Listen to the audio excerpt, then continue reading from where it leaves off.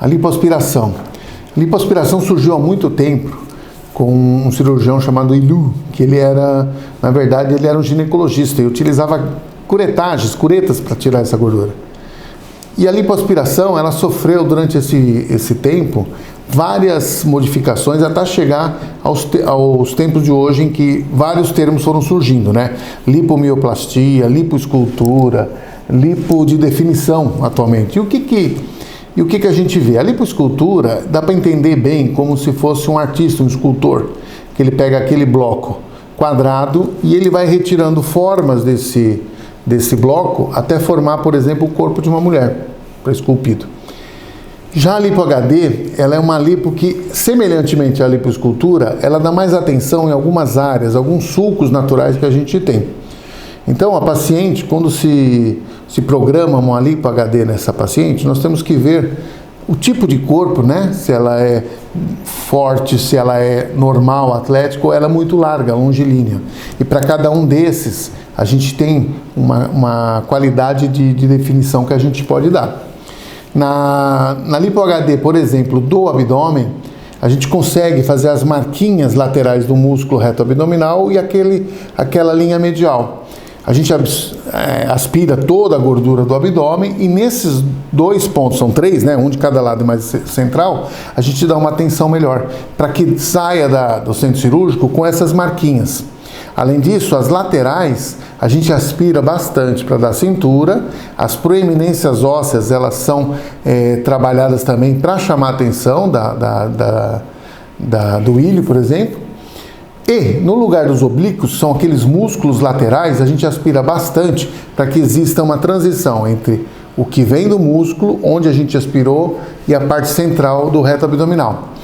É como se a gente estivesse enganando o corpo como se fosse uma atleta, como se ela tivesse feito academia durante muito tempo e já tivesse aquelas marquinhas naturais. A gente consegue mais ou menos fazer isso na lipoaspiração com ótimos resultados, na lipo HD com ótimos resultados. Então, não é todo paciente que vai poder fazer isso. Alguns pacientes mais fora do peso ou que determinadas características em cada área dele não permitem que a gente faça esses sulcos. Isso é tudo feito um exame, né? Um exame clínico a gente usa com o paciente em pé, com ele parado e ele fazendo a força muscular, para que a gente saiba direitinho onde é que contrai os músculos dele. Nos homens, por exemplo, uma coisa que eles pedem muito é o peitoral. A gente consegue esvaziar o local da mama, que é um local mais caído, e consegue colocar enxerto de gordura na parte superior, que mimetiza aquela hipertrofia muscular que consegue nos exercícios de supino. Então, a lipo HD pode fazer várias coisas. Por exemplo, no deltoide, a gente pode fazer o sulco da área do deltoide que ele se encontra aqui. Isso faz com que pareça também que esse paciente trabalhou esse deltoide, tá? Sem ter feito muita aplicação nesse músculo. Na parte dorsal, a gente pode fazer as linhas dorsais, né, do supinador da coluna e também até umas covinhas. Além de que a gente também pode, nos casos mais comumente em mulher, elas gostam de perder volume e no glúteo elas gostam de aumentar. Então a gente consegue tirar essa gordura toda e aumentar a parte do glúteo, fazendo com que ela tenha um perfil muito mais feminino, curvilíneo, né? Lembrar que os homens gostam do perfil em V, né? Que o tronco muito maior do que a cintura, e as mulheres são mais curvilíneas. Isso tudo a gente consegue mimetizar bastante com a lipoaspiração. Então, a lipoaspiração, talvez eu possa dizer com certeza que o mais importante é o planejamento. Cada paciente é individualizado, suas necessidades, seus desejos, e o médico ele precisa perceber muito bem o que a paciente está tentando passar para você.